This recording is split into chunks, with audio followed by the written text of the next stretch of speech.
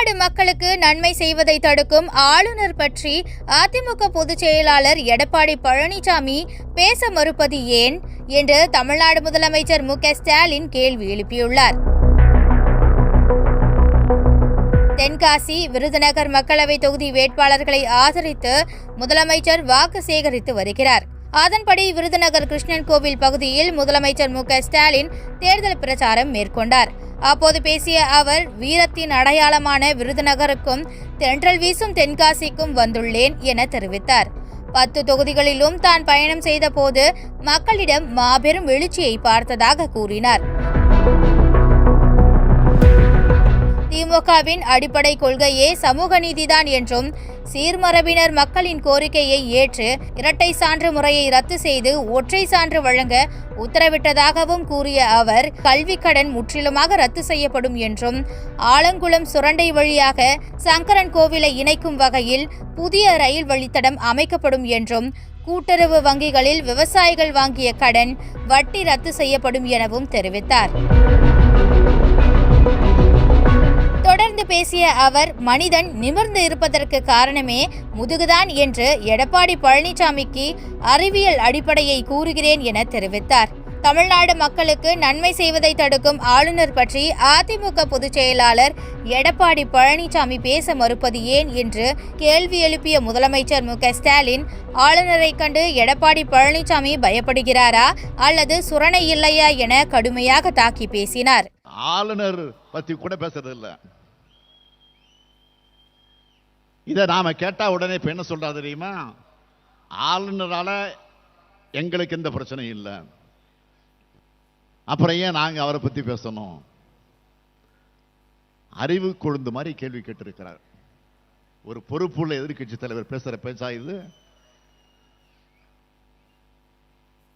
ஆளுநரால இந்த தனிப்பட்ட ஸ்டாலினுக்கோ திமுகவுக்கோ எந்த பிரச்சனையும் கிடையாது. அவருக்கு எங்களுக்கு என்ன வாய்ப்பு தகராறா? பாகப்பிரிவினை தகராறா? பங்காளி தகராறா? சொத்து பிரச்சனையா? தமிழ்நாட்டு மக்களுக்கு நன்மை செய்வதை தடுக்கிறார். தமிழ்நாடு சட்டமன்றம் நிறைவேற்றி அனுப்புகிற சட்டங்களுக்கும் சட்ட முன்னோடிகளுக்கும் அனுமதி அளிக்க மறுக்கிறார். இதுதான் எங்களுக்கும் அவருக்குமான பிரச்சனை. மக்களால் தேர்ந்தெடுத்து அனுப்பி வைக்கப்பட்ட மக்கள் பிரதிநிதிகளால் உருவாக்கப்பட்ட சட்டங்களுக்கு அனுமதி தராம ஆளுநர் இழுத்தடிக்கிறது தமிழ்நாடு சட்டமன்றத்தை இழிவுபடுத்துறதுக்கு சமம் இல்லையா? முதலமைச்சரான எனக்கு எப்படி கோபம் வருதோ அதே கோபம் எதிர்க்கட்சி தலைவருக்கு இருக்கிற பழனிசாமிக்கு வர வேண்டாமா? ஆளுநர் இப்படி இழுத்தடிக்கிறது தவறுன்னு ஆளுநரை கேட்டிருக்க வேண்டாமா? அப்படி கேட்க மறுக்கிறார்னா ஒன்னு ஆளுநரை பார்த்து பயப்படுறாருன்னு அர்த்தம், இல்ல பழனிசாமிக்கு சொரணை இல்லைன்னு அர்த்தம்.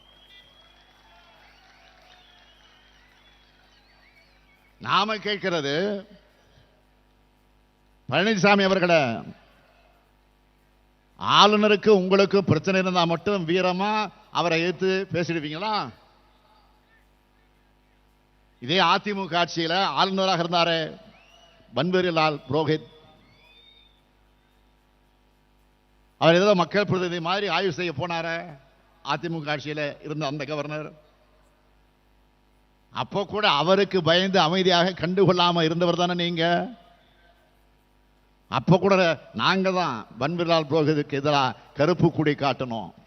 துரோகங்கள் பல செய்த எடப்பாடி பழனிசாமி தான் தமிழ்நாட்டை மீட்கப் போகிறாராம் என்று சாடிய அவர், தமிழ்நாட்டை பாழ்படுத்திய அதிமுகவை வீழ்த்த வேண்டும் என்றார். வரும் மக்களவை தேர்தலில் இந்தியா கூட்டணி ஆட்சி அமைத்தால் சிறுபான்மை மக்களுக்கு எதிரான சட்டங்கள் ரத்து செய்யப்படும் எனவும் முதலமைச்சர் மு.க.ஸ்டாலின் தெரிவித்தார்.